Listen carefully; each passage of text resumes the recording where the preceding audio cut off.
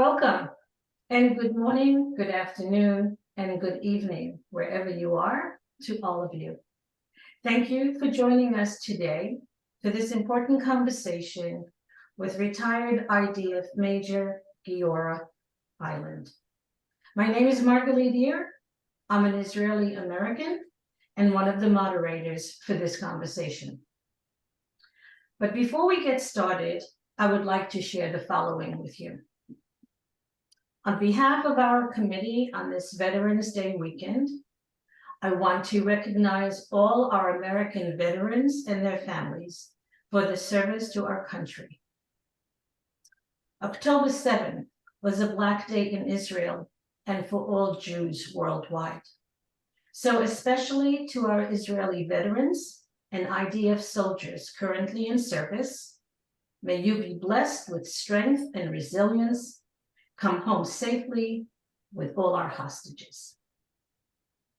Okay, we want to thank Under 110 for hosting this conversation and the dozens of synagogues and organizations across our nation who have joined us in sharing the information for this morning's event. And we have many from Israel.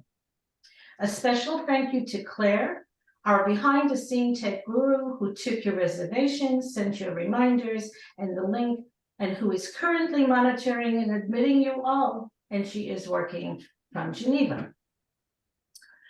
The video and audio options are limited to our guests and moderators. So please write your questions in the chat box and we will read it to our guest speaker for his response. If you don't see the chat box in the bottom of the toolbar, please click on More and select Chat. Originally, Rabbi Daniel Stein of Congregation B'nai Shalom was listed as moderator, but he was called away on pastoral need this morning and will not be able to join us. So Sagiv Ishai Weiss and I will be moderating this program. Sagiv Ishai Weiss is an Israeli-American living in the East Bay. He served 12 years as an officer in the Israeli Air Force, and under General Eiland's command, he was part of Israel's Bahad 1 unit, which is something equivalent to our West Point. Sagiv is married with three children. His oldest daughter made Aliyah and volunteered as a lone soldier, serving in the Skyrider unit as a drone pilot. Thank you, Sagiv, for your and your daughter's service to Israel and the United States, and for partnering with me in coordinating this talk with Major General Eiland. Sagiv, it's your turn now. Thank you, Margalit. Can you hear me okay? Absolutely. Okay. Hello, everyone. Thank you for joining us this morning. It is my pleasure to introduce our guest this morning, retired IDF Major General Giora Eiland, former head of Israel's National Security Council, and a former IDF general who held key position as head of the Operations Directorate and as head of the Planning Directorate. Giora serves as a senior consultant and a commentator on strategic affairs in the media. He played a central role in Israel's significant strategic decision-making processes, positioning him at the highest level of security, both within Israel and on the international stage. Our subject today is Israel Today, the war between Israel and the proxies of Iran, present and future. Giora, welcome to Northern California. My pleasure. I wish I was in Northern California right now. I have very, very good memories from this area. Let's keep it for better times. So good morning, everyone. I guess that most of you watch TV and can see the specific events as they are presented by the different media channels. But what is usually missing is the bigger picture. And I will try to present to you the bigger picture of, I would say, the real strategic challenge that Israel is facing in these very days, and which are unfortunately more significant or even more severe than the way that they are perceived. Everything begins with the Iranian two decisions that were made many years ago. The first decision that Iran made is to take advantage of the existence of failed states in the region and to establish pro-Iranian or loyal to Iran militias in these countries, to equip these militias, to train them, and to actually to make them an Iranian proxies that can work or fight for Iran, while Iran itself is in a way immune or protected because they are not directly involved, or apparently not directly involved. That's why they managed to build a very, very strong militia in Lebanon, known as Hezbollah. They try to establish similar militia in Syria. They are not that successful there because we Israel, we managed to block some of their attempts, but partially they are successful. They are successful in establishing very strong militias in Iraq, in Yemen, and of course they are trying to do something very similar in the West Bank and Gaza. So the West Bank and Gaza, which are Palestinian areas based on Sunni population, usually not very loyal to the Iranian Shia hegemony, actually became very, very loyal to Iran simply because Iran gave them all that they wanted, especially to Hamas in Gaza, but they have a similar attempts to pour money, equipment, weapons, and motivation among the Palestinians in the West Bank. So this is one decision that Iran made many years ago, and unfortunately they are quite successful in achieving this goal. The second decision of Iran, again made many years ago, is to try to destroy Israel. They do say it in the most explicit words, to wipe Israel off the map, and this is the terminology that the supreme leader of Iran, the president of Iran, and others are saying again and again. And I would even say more than that. If you ask the supreme leader of Iran, which is actually the ultimate dictator of Iran, what is his destiny, what is his legacy, why he is alive, he would say that the only real reason why he was sent by Allah to this world is in order to destroy Israel. So this is the most important interest. And in order to achieve such a thing, he is ready to risk or to sacrifice almost anything else.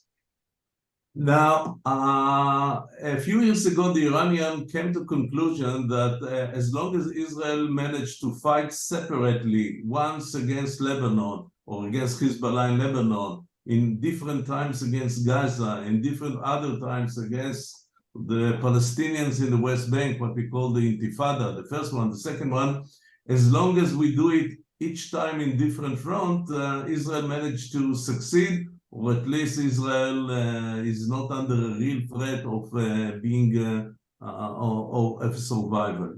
So there came a conclusion a few years ago that the only way to win Israel or to destroy Israel will occur when they can coordinate a very synchronized attack against Israel, where all the loyal forces, Hezbollah in the north, Hamas in the southwest, other militias in Iraq, Syria, Yemen, and also the Palestinian in the West Bank, and hopefully even some of the Arab Israelis. If all these groups will attack Israel, not necessarily simultaneously, but in a coordinated way, Israel will not be able to defend itself in all those fronts. So it will bring to the elimination of the existence of the state of Israel. Now, until 6-7 months ago, it was general idea that was not translated to a real action items. But in the beginning of 2023, or more specifically in March 2023, they suddenly recognized that Israel is becoming weaker and weaker because of the internal terrible political and social disputes in Israel. This became because of some bizarre initiative of Prime Minister Netanyahu to advance legislative reform, which is sound a very nice word, but actually it is a revolution in the nature of the democratic nature of the state of Israel. Of course, it created a counter resistance of many others. Israel was full with demonstrations. There were a lot of other, let's say, signs that Israel is too much preoccupied with itself internally. And there were a lot of other signs that showed that Israel is in a weak situation. One of them, for instance, is the budget. Unbelievable amount of resources were allocated to the coalitions for religious parties, etc. So in March 2023, the Iranians said, well, we had a plan sometime to organize a simultaneous attack against Israel. But because what the Israelis are doing to themselves, let's try to accelerate the process and let's try to reach the very same result in this year, 2023. So it became to be, I would say, clear, or at least it should have been clear to all the decision makers in Israel that this is a turning point in the strategic situation of the state of Israel. However, and unfortunately, the government or the prime minister and others were not ready to listen, and they continued with their agenda. And it was clear to many others that we might face, let's say, unprecedented kind of threat to Israel. Now, on October 7th, Hamas decided unilaterally, as far as I know, they did not get a green light from Iran. They did not coordinate it with the other militias, especially not with Hezbollah in the north. But they said, okay, let's start the revolution. We will start, all the others will join us. So we will actually execute the Iranian plan, but we will be the pioneers. We will be the first ones to do something. So we will get all the glory and all the, let's say, the respect of the Muslim world. And it was Saturday, it was holiday, and for some unbelievable intelligence and operational mistakes, we were not ready even in the minimum level that you could expect us, because, and the main reason why we were not ready is because no one believed in Israel that Hamas would be the first one to take such initiative. We were much better prepared along our northern border, but this is part of the history now. And unfortunately, they managed to penetrate Israel. They simply breached the fence or the barrier between Gaza and Israel in 20 different locations. They attacked simultaneously dozens of Israeli posts. There was very little opposition. And they continued further and actually penetrated, or at least tried to penetrate, to 22 kibbutzim and the villages around Gaza, and to 2 towns, Sderot and Ofakim. And in one day, they killed about 1,400 Israelis. And this is the biggest number of Jews that have been murdered or killed in one day since the Holocaust. Never happened something even close today in any of the wars that we had since 48. And in addition, they took as hostages about 240 other people, among them children, babies, women, elderly people, Holocaust survivors, or whatever. And of course, Israel had no other choice but, of course, to retaliate. And the formal decision of the Israeli cabinet is that there are 2 goals to this war. Number 1, to crush Hamas and to create conditions that this organization cannot exist in Gaza, not only from the military point of view, but also from the political point of view, is not going to be the leader of the government of Gaza. And the second goal, naturally, is to bring back the 240 Israelis which are kept as hostages in Gaza. I believe most of them in places that are not well known to the Israeli intelligence. So this is a big challenge to find a way to bring them back. So far, we managed only to release one Israeli soldier, female soldier, but this is one out of 240, which is unfortunately not very significant. Now, before I describe the situation now, it is important to understand the nature of Gaza, and many people all around the world, including leaders that either they criticize Israel or try to support us, don't really understand the nature of this place. And there are two important characteristics about Gaza. First, Gaza is the most fortified area in the world. There is nothing similar in the history of wars to the, I would say, to the castle that Hamas managed to build in Gaza. Just imagine about 300 miles of tunnels below the ground. All these tunnels are located about 50 meters below the ground. So it is very difficult to reach them, even if we use very advanced bombs. And these tunnels are not narrow tunnels. They are very heavy tunnels, look like metro in advanced or modern Western city, when they can keep, of course, the 25,000 combatants that they have, huge number or huge quantities of ammunitions, and many other things. They do use the most advanced Iranian technology. Iranian managed to build a very sophisticated war machine in Gaza, including very advanced drones, very advanced anti-tanks missiles, most advanced rockets, tens of thousands of rockets that can be launched by some kind of a bottom from distance. So those who launch the rockets don't take any risk because they are hiding 50 meters below the ground, and many other things. So many times when the Americans say, and many others say, why can't you be more careful? Why don't you do something similar to what we did when we fought against ISIS in Mosul or in other places? Well, unfortunately, there is no similarity. I mean, Hamas is similar to ISIS in the terms or in the nature of the atrocities that they committed. Here we can see a lot of similarity. But from the military point of view, you cannot compare. ISIS were a group of people who came from Baghdad. They took over some other areas. They were moving in the streets with their Kalashnikovs. So from the military point of view, it was not that big challenge. It cannot be compared to what Hamas and Iran managed to build in Gaza.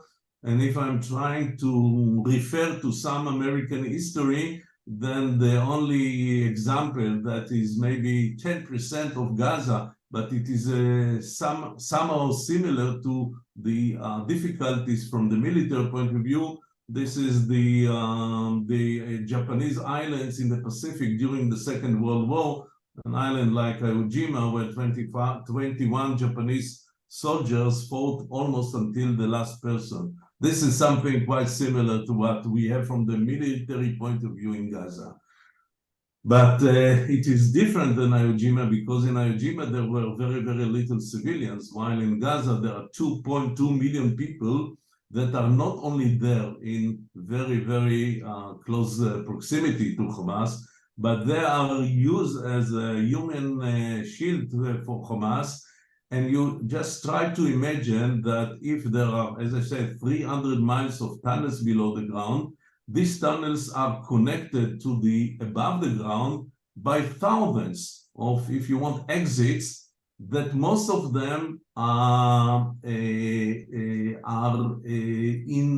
the, let's say, in the first floor of residence where thousands of people live. So if you want to reach the tunnel, you have first to destroy the building, the house, or the residence building where this, I would say, exits begins. just in order to be able to try to approach the tunnel, which is down there. And there are thousands of exits like this. Most of them are booby traps. Most of them have a lot of mines around them. So it is something that the local population and the combatants of Hamas and all the huge arsenal, all of them are mixed up in a way that you cannot differentiate between them. Something like this has never been seen in the history of wars. The second thing about Hamas, we call Hamas terrorist organization, which is true. But it is, again, it is not Al-Qaeda and not ISIS. It is not a group of people who came from some other place and took control of the population against the will of the population. It is exactly the other way around. I mean, Hamas was elected by the population in quite democratic election, by the way, in 2006. Hamas is an authentic representative of the population, and all the civilian administration of Gaza is actually a Hamas administration. So it is very different than ISIS, that ISIS did not enjoy such a support of the people. Maybe many people in Raqqa, Mosul, and others had to cooperate with ISIS because they were afraid of ISIS, but they were not part of the system.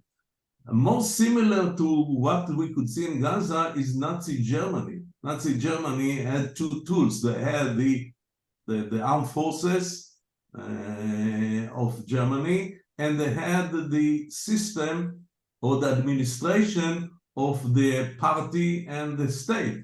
And these two tools worked together and created a very resilient and very well coordinated system that it is very hard to separate between them. This is Gaza, contrary to maybe some other descriptions. So from the military point of view, it is extremely hard not only to fight against them, it is a huge challenge, but also to be able to maneuver and not to cause a terrible damage to the population. However, we decided and we let Hamas know it in advance, although from the military point of view, it is disadvantage. We said, okay, generally speaking, the Gaza Strip is divided to two parts, the north and the south. We are going to attack the north. We said it, and that's what we did. We did not try to surprise. On the other way, on the contrary, we said in advance, we are going to attack, at least at first, only in the north. And if we want to save life of innocent people, please walk to the south. Now, it is not huge distance. You only have to walk 10 kilometers, 20 kilometers, and you are in relatively safe zone. And that's what we told. Now, until 3 or 4 days ago, it barely happened because Hamas blocked the way and did not let their own people to leave because Hamas wants the people to be their human shield. Now, you have to understand it in deeper sense. The leadership of Hamas said explicitly, and they behave accordingly, that they are ready not only to sacrifice thousands of people or tens of thousands of people. They say, we are ready to sacrifice the 2.2 million people of Gaza for something which is bigger than the people of Gaza, and this is the only destruction of the state of Israel. So the number of casualties is meaningless to them, and the level of misery is the last thing that bothers them. So it is very hard to fight against a government or against a state, because actually Gaza is a state led by this crazy regime, that the own government is happy to sacrifice many of their own people. And the more civilians are killed, the better it is for the cause of Hamas. That's what they are trying to do. And we have to understand it. And nevertheless, in the past 4 or 5 days, we managed to, let's say, to persuade, I would say, the majority of the people of northern Gaza to walk to the south. So about 1 million people out of 1.2 million people who lived in the northern part of Gaza actually are evacuated due to our attempts. And we opened 2 safe corridors to let them move. And there is no information about even one single person that was hurt by us when he walked from north to south. So it is relatively, again, of course, in the context of the war, relevant safe passage or safe corridor from northern Gaza to the south, despite what Hamas is doing. Maybe last episode about that, one of the things that is missing in Gaza, all Gaza, is fuel. Because we said that we can allow unlimited number of trucks of water, food, and medicines to enter Gaza from Egypt. But we will not allow fuel for obvious reason, because fuel is essential for Hamas in order to run their underground tunnels. Without fuel, the generators don't work. If the generators not work, there is no respiration there, and there is no air there. So fuel is the fuel that Hamas needed. However, we brought today about 100 gallons of fuel, of diesel, to the hospital of Hamas, the biggest hospital in Gaza, and there is a recorded conversation between the Israeli officer and the director of the hospital, who refused to take this fuel because Hamas told them, don't take this fuel. So this hospital might run out the fuel because Hamas said, we want the fuel. Maybe if we, Hamas, have a lot of fuel, we will give it, we will allocate some amount to the hospital. But we will not let you, the hospital, enjoy fuel that Israelis are ready to supply. If you want, I will send to Sagiv later these links to the information. Now let's move on. What Israel is trying to achieve, or what is the situation on the ground? Let's move a little faster.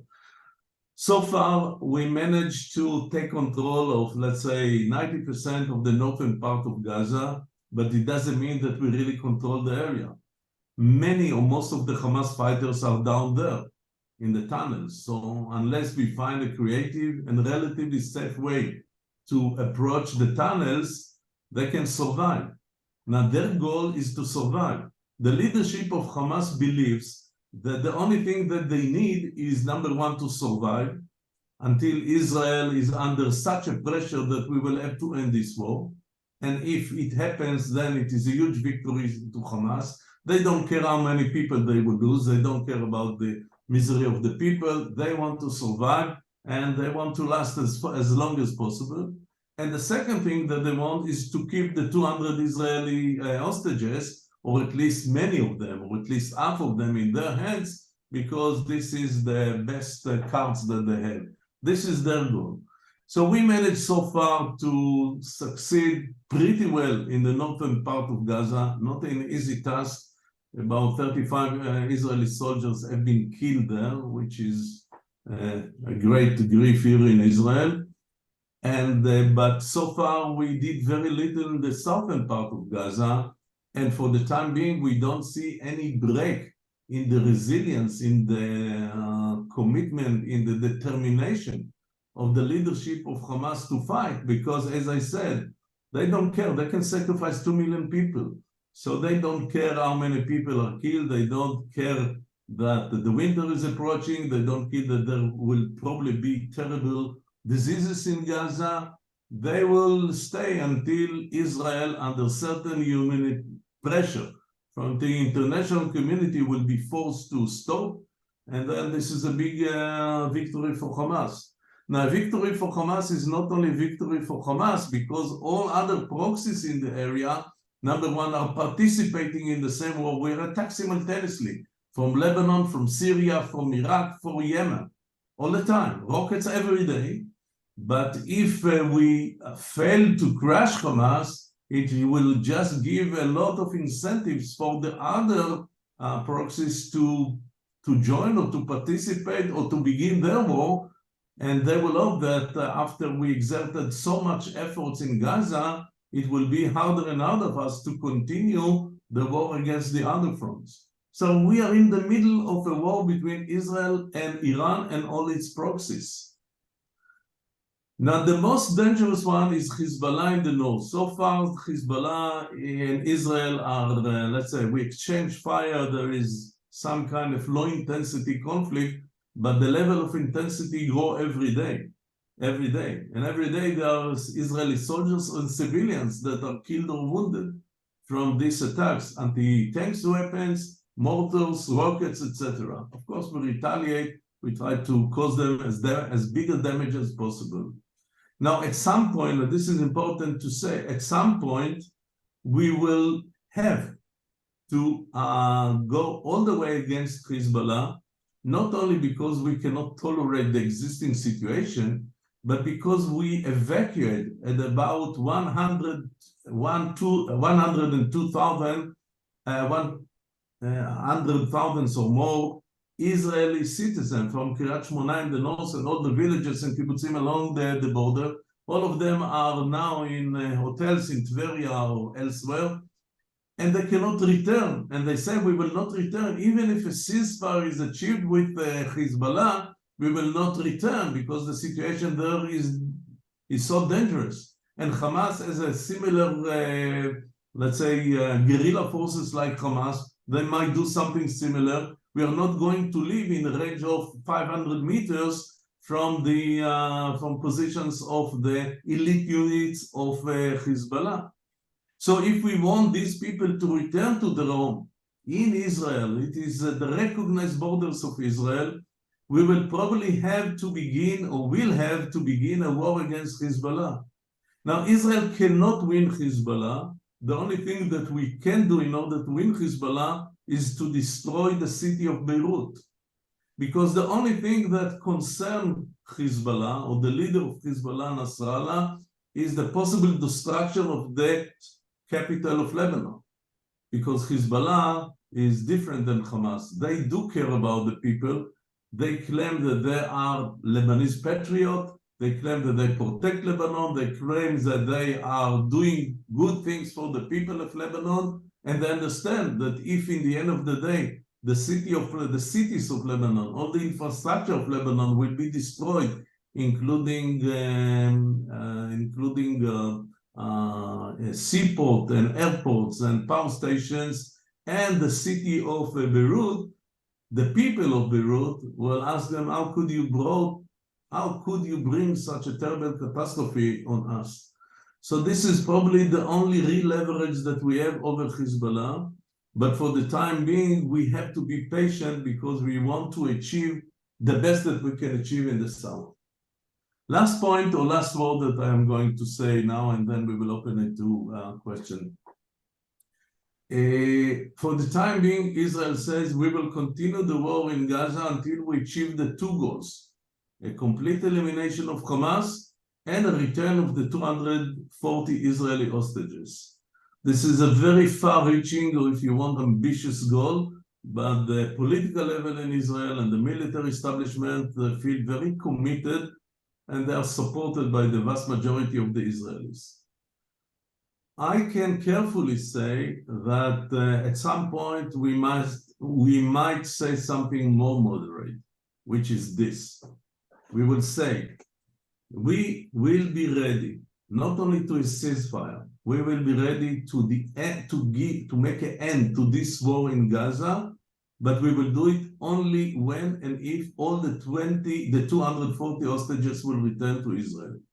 So everybody in the world that criticizes us, that teach us lesson, that says that we do certain terrible things, I would say you want to stop the misery of the people of Gaza, you want to save lives of Palestinians in Gaza, you want to prevent a humanitarian crisis in Gaza, fine.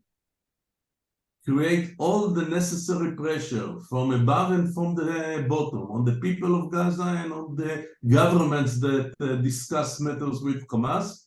And if Hamas is ready to give back the 240 Israeli hostages, by the way, in return to release of thousands of Palestinian prisoners in Israel, but the return of all the 240, we will be able to agree to end this war within very, very short time. So this is, I believe, can be should be and probably will be the Israeli, let's say, modified political statement. But naturally, we cannot give up before that. We cannot give up before that. And maybe you have to understand that this is something that creates a lot of frustration here. Most leaders in the world tell us, including American leaders, usually the following sentence: yes, Israel has the right to defend itself. However, don't do A and don't do B and don't do C and don't do D. In other words, don't do anything. This is the main message that we get. And of course, not to do anything cannot be acceptable. I mean, in the end of the day, it is not a matter whether or not we win or not. It is a matter whether the state of Israel will be able to exist. Because if we fail in Gaza, it is not only that the people who used to live in the 22 villages and the towns there will never return to these places, but it will have some kind of a domino effect on so many other places in Israel. So I'm afraid that the state of Israel will not be able to exist. And many of the elite will simply decide to leave the country, because if the government of the state of Israel cannot supply the minimum level of security, why to be here? So it is not far from being in a real existential war. And you have to understand it. And that's why I gave you all the background and all the big picture, because it is not only the strong Israel against the poor Palestinians in Gaza, and this is usually the way that it is portrayed all over the world. Thank you.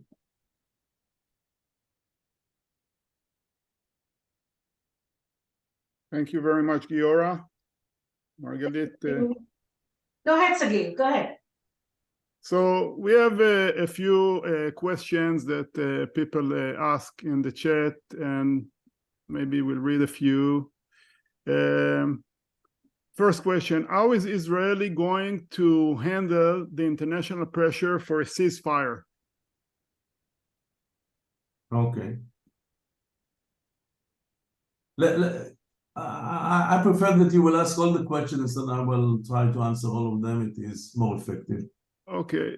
The next question is: the tunnels between Gaza and Egypt were flooded in approximately 2015. How successful was that, and how flooding helped in rendering the Gaza metro uninhabitable? So the flooding. The next question is: so if Iran is the source of the problem, what can be done? What can be done if Iran is the source? And the other question is, what's your opinion about the hospitals in Gaza, like Shifa, that they still have all the civilians in them, and Israel cannot do anything to the terrorists that are hiding behind them? What Israel should do with these hospitals? Okay, thank you. First, there is international pressure against Israel because most of the leaders that criticize us, and in a way I don't agree with them, but at least I can understand the rationale, are saying more or less the following sentence. They say, okay, Hamas killed 1,400 Israelis. It was terrible. By today, you killed about 14,000 Palestinians. It is true that about 30% of them are combatants. About 17% are probably civilians. So it is 10 times more casualties on the Palestinian side than in Israel. So this is, if we speak about revenge, retaliation, payback, this is a reasonable answer, so let's stop it right now. Or at least let's achieve some kind of ceasefire in order to relieve the pressure. Now, this is something that will make sure that Hamas will win this war.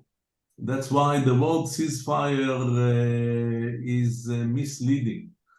We might agree to a limited ceasefire of 2 or 3 days, not because we want to help the people in Gaza, because it's probably going to be one of the parameters or one of the conditions in order to have at least a partial exchange of prisoners. I mean, we will release many prisoners, and Hamas is now, there are discussions about the possibility of release of about 80 out of the 240 of the Israelis who are kept in Gaza. Most of them are children and women.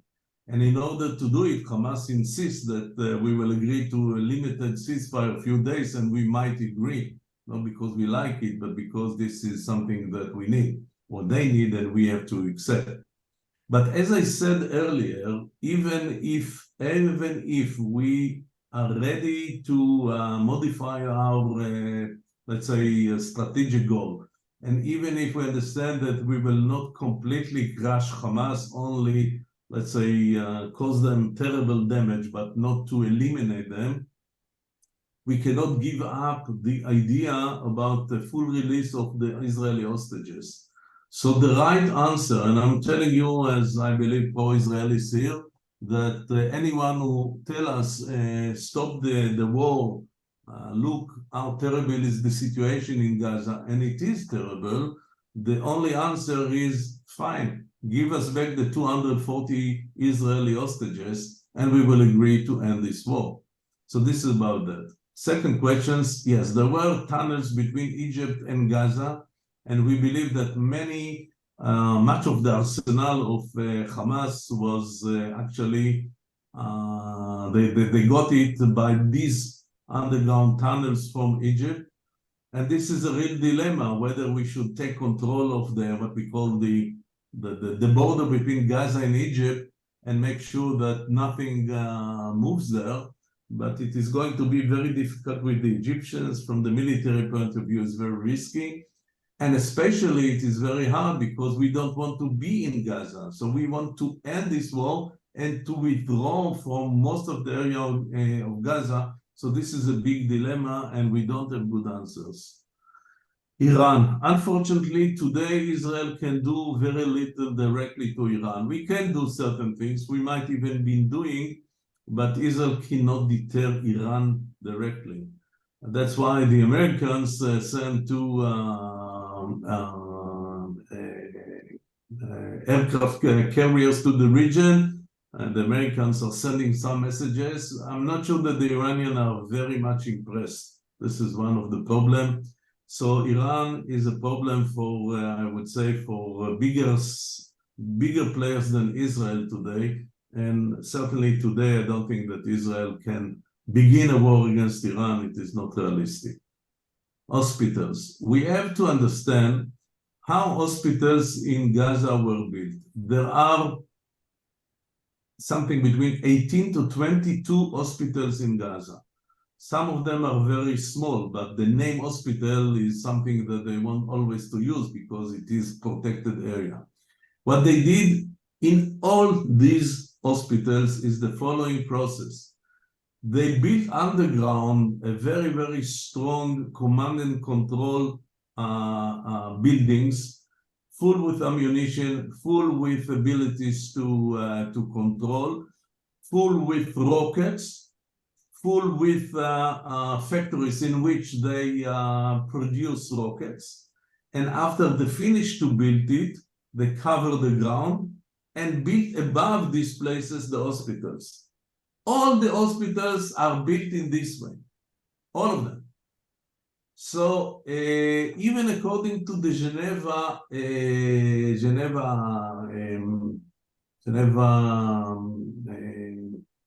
treaty, if even a humanitarian place like hospital is used as a military post, you have all the rights to attack it. Now we try not to do it because we understand what will be the implication. Everybody will say Israel is killing innocent, injured children in the hospitals of Gaza. That's exactly what Hamas wants. Now we said again and again and again, tens of times, that we are ready to cooperate with any international group, with any organization, with any country that will want to evacuate these hospitals to other places. we also said that in order to implement such an action, we will agree to limited time of ceasefire in order to help, let's say, Red Cross or others to evacuate these hospitals. It does not happen, number one, because Hamas does not let it happen, and number two, no one in the world wants to do anything in order to make it happen. So everybody prefers that Israel will be the only one who should be blamed for whatever is happening there. I'll give you an example. I was approached 2 weeks ago by one of the advisors of President Macron of France. And he said to me that they sent to the region a helicopter carrier that also can be used as a small hospital of 100 beds. And he said that it will be very difficult for them to evacuate the injured people from Gaza via Egypt.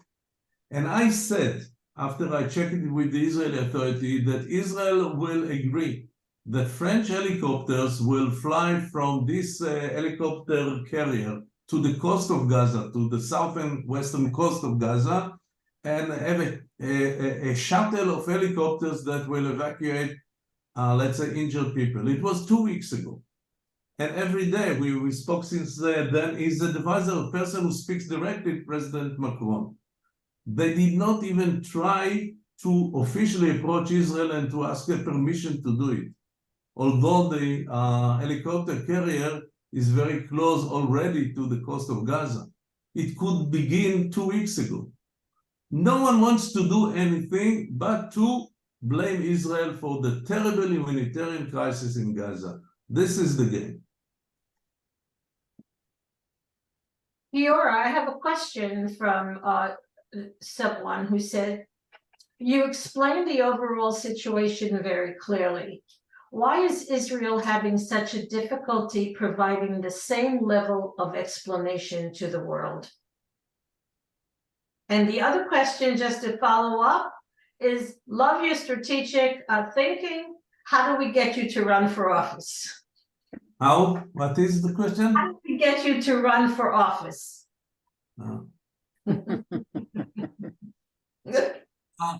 I agree. We are always very bad in our, let's say, PR or the way that we can explain things. And the way that our official, Prime Minister, Defense Minister, and others convey the Israeli messages to the world is in a very, let's say, tough and blunt language. We prefer to threaten rather than to explain. We prefer to use words that create, I would say, antagonism rather than sympathy to our real difficulties. And I agree, there is a problem in Israel in the way that we can or cannot explain the situation. And that's why some Israeli, let's say, ordinary civilians like myself, I'm not in any formal position now, are happy to speak to audience like you, even to the international press, which is much harder because many times the media, especially the TV channels, American, British, French, and others, don't really want to listen. But I agree with you that this is something that we should find a way to improve the way that we explain ourselves, because unfortunately, we have very good explanations. And usually the right way to explain things is to do two things that, again, most of the Israeli officials don't use it. Number one, those who say to us, don't do A, B, C, and D, we should ask them, okay, what is your advice? What we can do? Don't tell me only what I cannot do. And the second thing, which I think that this is the magic word of diplomacy, is never say no. Always say yes, but, or yes, under certain condition, or yes, if I get A, B, and C.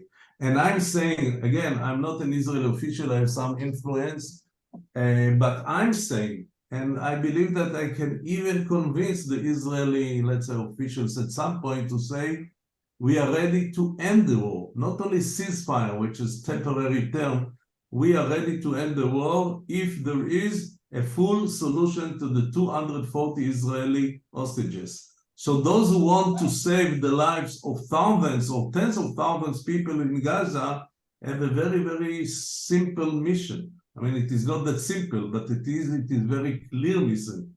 Give us back the 240 people, and thousands of people will not suffer in Gaza. But someone has to understand that this is the only possible acceptable formula for us. Okay, I have another question. Don't you think any negotiation with Hamas gives them a victory?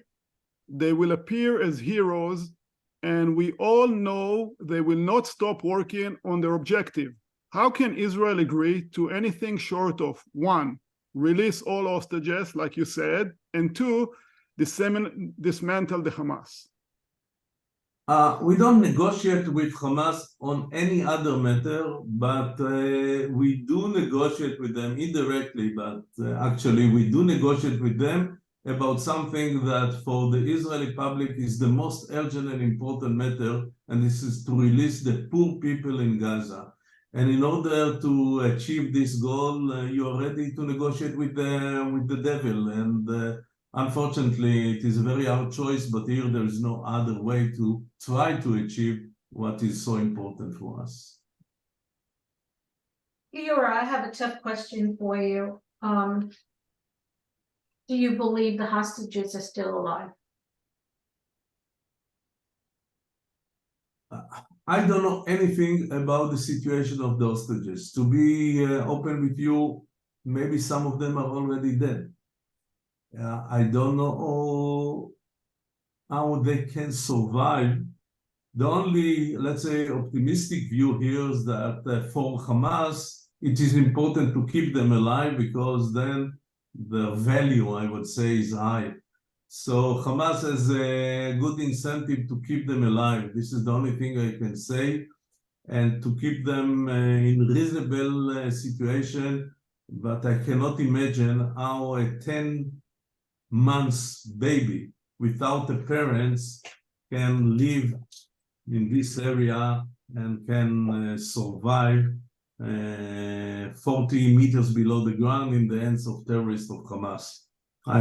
I don't even want to imagine what is happening with him. Thank you. Go ahead, Sagi. Go. Giora, I hear on the Israeli news a lot of commentators saying that they see that Hamas is close to a break point, at least in the northern part. Like they see that they're running away, they have lost communication. Do you see anything that is close to breaking them in the northern place, and then they all run in the tunnel towards Han Yunis and going to be in the southern place, and then we go try to get them, to do a military operation maneuver on the southern area of Gaza? There is a debate, professional debate about that. I'm less optimistic about that. It is true that, again, if you count bodies, we killed, the estimation is about 2,500 combatants or 3,000 combatants of Hamas. We have about 30 casualties or 30 dead. So let's say the ratio is 1 to 100, the number of casualties. But and we managed to destroy a lot of military capabilities, but this is not important. It is a system against system, and the system is not breaking yet. But there are some nice news or some nice, I would say, signs today. Today is the first day, that we managed to take prisoners from Hamas. Not many, about 15. So far, they never surrender, like the Japanese in the Second World War. They never surrendered. So 3,000 people were killed, and most of them prefer to be killed rather than to surrender. It is a very tough, let's say, fanatic group of people, but the fact that some of them begin to surrender today. And as you said, there are a lot of growing problem over there, a lot of pressure. shows that at least in the northern part of Gaza, we are moving forward to reach, let's say, some kind of tactical, let's say, victory over there. But it is not a strategic one because in the southern part of Gaza, we did not even start or barely started. Okay, I think that we covered. If there are still one or two questions, please. If not, I guess that our audience are beginning to be bored. So That was very interesting, Giora. Thank you very much. Yeah. Okay, I have one last question, Giora, and we can make it very, very quickly. The question came in, are there any photographs or evidence of the underground tunnels under the hospitals, and has Israel released them? Will they release them? And that will be the last question for you. the answer is very clear. First, yes, there are evidence, and we released it. The Israeli spokesman released them in a very clear way a few weeks ago. So there is no question about that. By the way, there is no one in the Western world who denies our, let's say, claims like this one. So in terms of what is the situation on the ground, there is quite a common understanding, and we are on the same page. The dispute is in regard to what should be done. And unfortunately, some of the voices that we hear, again, are those who are trying to concentrate on the humanitarian matter, are saying the following thing. You, Israel, had a terrible humanitarian problem on October 7th, but it did happen, we cannot change it. You do have another humanitarian problem, and this is the 240 hostages, but unfortunately, we don't have access to Hamas and we cannot change it. So the only humanitarian problem that we can solve is the problems of the Palestinians. So let's try to solve the humanitarian problem that can be solved and forget the other humanitarian problem that is not solvable. And of course, we cannot accept this kind of, let's say, humanitarian approach, as we can hear it from some international groups. Thank you. Thank you. To our audience, we've had more than 150 registrants for this event today, coming from across our nation and Israel. And we want to thank you all for joining us. General Eiland, thank you for your time this morning or this evening for you. Hearing you, we get a clearer sense of how desperate the situation in Israel is. We are grateful you made the time to speak with us and share your perspective, expertise, and your knowledge. We send you off with our gratitude and the hope that this war is resolved as quickly as possible, that all the hostages are back in the arms of their families, and our soldiers return home safely. Toda rabba, Am Yisrael Chai. Thank you. תודה רבה, גיורא. ערב טוב. לילה טוב.